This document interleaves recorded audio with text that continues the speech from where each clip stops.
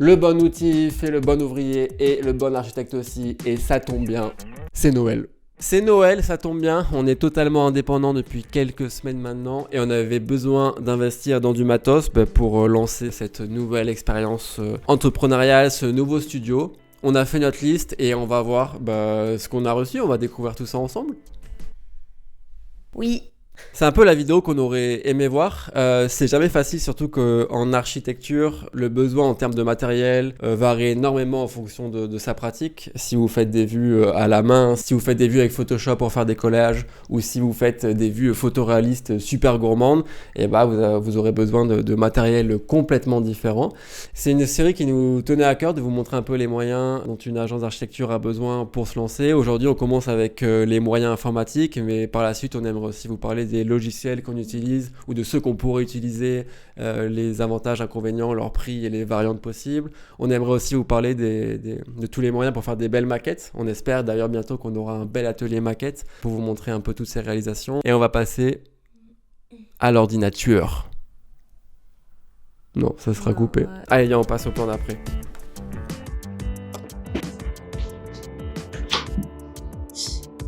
Voici le bolide. Premier investissement, 2 tours de mastodonte qu'on est allé chercher à Toulouse. D'ailleurs, si vous n'avez pas vu, il y a un lien de vidéo qui s'affiche dans un coin qui raconte notre périple cet été. Premier investissement, puisqu'on était un peu face à un plafond de verre. Avec Charlotte, on avait quand même la chance d'avoir 2 ordinateurs portables qui nous ont bien servi pendant toute notre scolarité et toutes les années post-diplôme. Mais ça devenait compliqué de faire tourner nos logiciels déjà. Si vous nous suivez déjà un petit peu, on a fait le pari de se former dans la 3D relativement photoréaliste via le logiciel Blender. Alors on a encore une vidéo si vous êtes intéressé, on raconte un peu ce cheminement autour de la 3D. Donc Blender, logiciel gourmand pour faire des beaux rendus. Et en plus, on a aussi choisi de raconter toutes nos péripéties en vidéo. Donc qui dit vidéo dit logiciel de montage. Adobe Premiere, gros logiciel, export. Et donc on avait besoin d'une machine qui est en capacité de nous faire des rendus ou des exports vidéo pas trop lentement et qui risquait pas de crash et de nous mettre dans des situations un peu compliquées à gérer. Cet ordinateur, donc on l'a conçu avec InfoWare31. On vous le recommande, c'est absolument pas une pub, mais c'est juste qu'on est très satisfait du service. Il nous a conseillé de mettre l'accent notamment sur la carte graphique et la mémoire vive, ce qu'on a fait, et on vous met aussi toutes les caractéristiques, si ça peut vous aider peut-être à certains choisir un modèle en particulier. Mais globalement, on est très satisfait, ça fait 6 mois qu'on bosse avec, et on n'a eu absolument aucun problème, et on est très content d'avoir investi dans de nouvelles machines qui nous font gagner énormément de temps au quotidien. Merci Michel. On va construire de grandes choses, Charlotte. Ah, tu filmes? Ah, c'est gênant. C'est un César, ça. C'est gênant. Un César, ça. Oui, bon, c'est bien beau, un bel ordinateur, mais il est temps maintenant de passer à l'écran.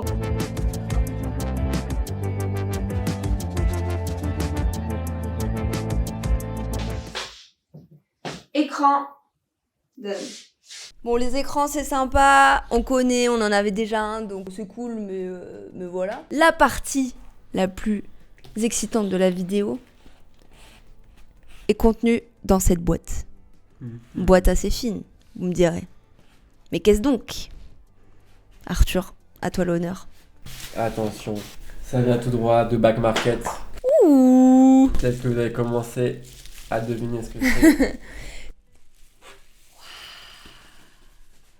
Faut savoir que pour cet iPad, comme on avait pour projet de faire beaucoup de choses avec, on a pris un iPad Pro 12.9 pouces avec 2000 Tera de stockage, 16 Go de RAM.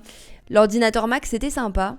Mais pour faire les présentations clients, pour faire du montage, on bouge beaucoup. On travaille à la fois à Paris et à Bordeaux, on est souvent dans le train. Moi, j'ai mon ordi portable, c'est un MSI qui fait son poids et qui fait sa taille. On avait besoin de trouver un usage plus malléable.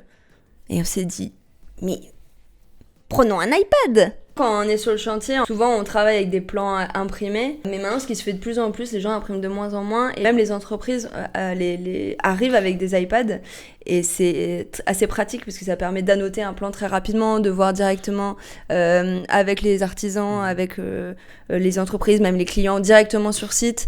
C'est un objet qui est très léger, qui stocke énormément de choses, donc c'est très pratique. Mais pour ça, on est sur le chantier, on va pas prendre cet incroyable iPad super fragile dans nos petites mains comme ça. Qu'est-ce qu'il nous faut? Une coque. Ah merde. Alors, faut savoir que sur ça, il y a eu un peu de débat parce que Apple fait des coques clavier qui sont sublimes, très fines, mais on a un peu fait notre benchmark et elles sont très peu résistantes, elles s'enlèvent très facilement et nous on est sur le chantier, ça bouge beaucoup, on va le prendre beaucoup en déplacement, donc il fallait quelque chose de solide. Donc notre meilleure option a été la coque Logitech. D'ailleurs, en parlant de Logitech, on a les connectiques de nos ordi qui sont souris et clavier Logitech, MX Keys, MS Keys. MX Keys. Et ça, c'est la même. MX Master 3S. Ah oui. Donc en Bluetooth, au début, on était un peu dubitatif parce que on avait des petits problèmes de Bluetooth et vu qu'on travaille beaucoup au clavier quand on utilise le logiciel, c'était un peu frustrant d'avoir sa commande qui rate une fois sur 20. Au final, on a bidouillé quelques petits paramètres et c'est rentré dans l'ordre. Mais si c'est à refaire, peut-être qu'on choisirait du filaire. Mais par contre, il faut savoir que Charlotte a pimpé son clavier, a essayé de l'upgrade un petit peu. Peut-être que ça s'entend quand on appuie. En fait, la technique de Charlotte, ça a été rajouter du jus de citron sur son clavier. Est-ce que ça a marché ? Non. Attends, j'ai mis dans le mauvais sens, non ? Ah non, c'est bon. Par contre... Quoi ? Il manque un bout, non ? Ah non ! Oh, j'ai eu peur. J'étais en mode vraiment, on a commandé n'importe quoi. Très rigide, en fait. Donc il faut vraiment mettre une petite marque. Ah, c'est trop bien. Je sais même pas comment ça s'appelle. Ah, attendez ! Dernier usage, parce que un iPad c'est mignon, voilà, on parlait d'annoter, on parlait d'aller sur le chantier et tout. Faut savoir que nous avant on travaillait avec des tablettes graphiques comme ça, donc avec des stylets pareil, ce qui permet en fait de dessiner à la main, mais d'avoir un rendu informatique et quelque chose de vectoriel.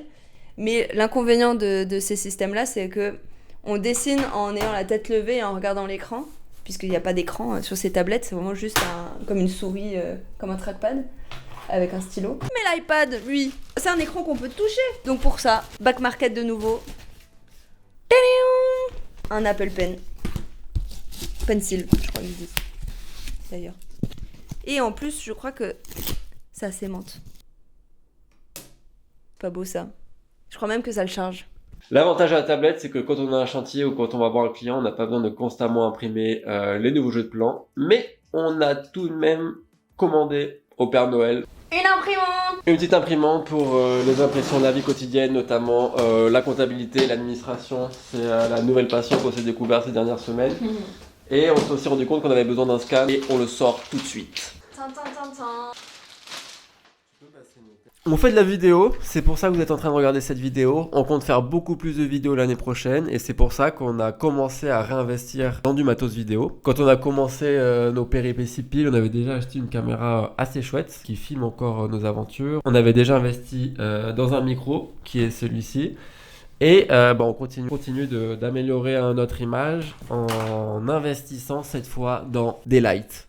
Donc on va déballer tout ça, c'est des lights qu'on va pouvoir accrocher comme les écrans autour de nos bureaux et ça nous fera gagner beaucoup de temps quand on voudra faire ce genre de vidéo un peu face cam. On n'aura pas à s'occuper de la lumière extérieure, de est-ce que c'est assez clair ou pas. On va se faire un setup, on aura juste à cliquer sur un bouton et on pourra enregistrer. Mais faut pas faire un ciseau comme ça, utilise-le en cutter. T'es choc-barre. T'es un malade. T'es choc-barre. Il y a que Arthur pour utiliser un ciseau pour ouvrir des colis. Tout le monde utilise un ciseau en tant que cutter. Pour moi, un ciseau, c'est pas un cutter. Un cutter, c'est un cutter. Un ciseau, c'est un ciseau. Hop là.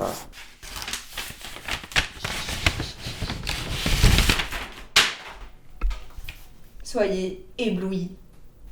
Ah, il y a même des embouts pour selon les pays. Donc si on veut tourner en Angleterre ou aux États-Unis, Canada, bah on peut. Je suis ravie. D'ailleurs, en parlant d'Angleterre, on était à Londres il n'y a pas longtemps et on filme toutes ces aventures dans des formats plus courts qui s'appellent Réunion de chantier. C'est sur Instagram, c'est toutes les semaines. Donc si vous êtes là, vous pouvez aussi aller sur Instagram et découvrir tout ce contenu qui est propre à ce format et qui ne se trouve pas sur YouTube. Ça mange pas de pain. 3, 2, 1...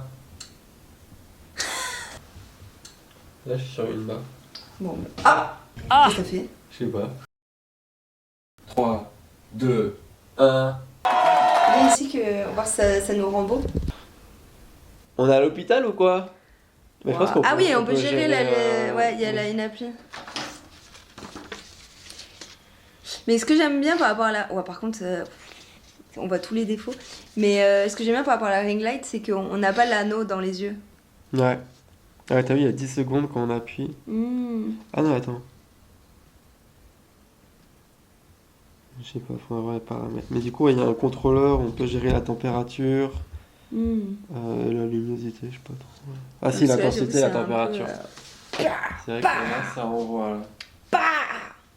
Du coup, on a aussi celle-ci. C'est un cadeau de l'agence où on bossait. Même marque, la seule différence, donc c'est la forme et ça permet, si on a besoin de se filmer en 4K en mettant l'appareil qui filme ici. Mais peut-être que ça servira en light complémentaire de l'autre côté du bureau si on veut gérer l'éclairage. En tout cas, on va s'en servir comme light aussi. Voilà.